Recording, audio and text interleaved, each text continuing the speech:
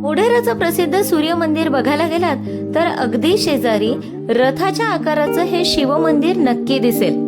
पण सूर्य मंदिराच्या परिसरात शिव मंदिर का आहेत?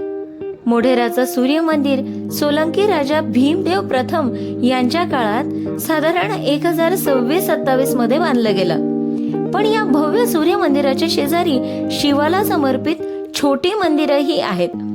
यामागचं महत्वाचं कारण म्हणजे सोलंकी काळात केवळ सूर्योपासनेचीच नव्हे तर शैव, वैष्णव, शाक्त आणि इतर परंपरेचीही मंदिरं बांधली जात होती। म्हणूनच सूर्य मंदिर परिसरात शिव मंदिर असणं विसंगत नव्हतं। आणि गंमत म्हणजे भव्य सूर्य मंदिर आज पूजेसाठी वापरलं जात नाही, पण शेजारील शिव मंदिरात मात्र आजही पूजा केली जाते। या भव्य सूर्य मंदिराच्या सावलीत उभी असलेली ही छोटी शिव मंदिरं तुम्ही बघितली होती का?